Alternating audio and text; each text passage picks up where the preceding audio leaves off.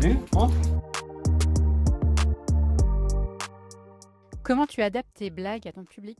J'essaie de me renseigner le plus possible de l'endroit où je mets les pieds, ça c'est important. C'est vrai que j'ai souvent des références assez précises dans mes blagues et si il y a que moi qui les possède ces références, ça va pas faire rire. Donc souvent le trajet en train est consacré à beaucoup de Wikipédia, de sites d'actu et j'essaie de savoir un peu ce qui se passe dans le bled et d'identifier dans mon spectacle les endroits où j'ai des blagues qui doivent être adaptées, qui doivent être mises à jour suivant où je suis parce que en Suisse, on va dire qu'on a un petit pays au terme de francophones et que nos références à nous ne sont pas connues des Belges, des Français, des Québécois, donc on est obligé d'apprendre à s'adapter.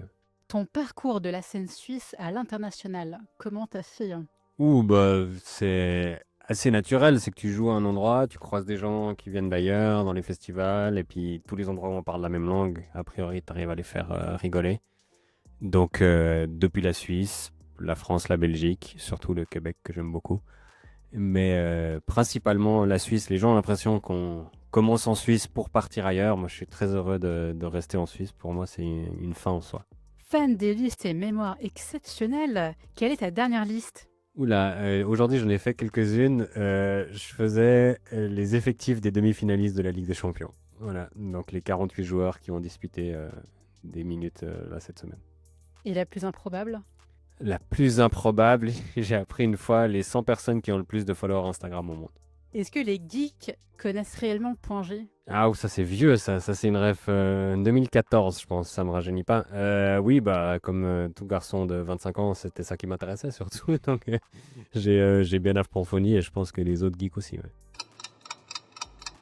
Avec un gruyère, plutôt une bière ou un bon vin? Oh, je bois pas d'alcool. Un jus de pomme pétillant. Foot ou hockey sur glace? À regarder, c'est égal, à jouer, je sais pas patiner, donc foot. Servette ou Lausanne? Je vais même pas répondre tellement c'est évident. Lausanne ou Montreux? Bah, Lausanne. Lausanne ou Paris?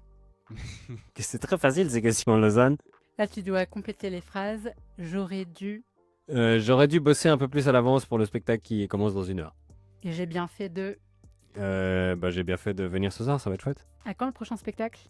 Je suis en train de l'écrire. Il me faut encore à peu près 6 mois, donc début 2026 sur les routes, surtout de Suisse et un peu d'ailleurs. Est-ce que tu as une reco de livres, un film, une musique? En ce moment, je regarde la série Industry de HBO sur la finance et qui est très méchante avec la finance, donc j'aime bien. C'est quoi tes prochaines dates?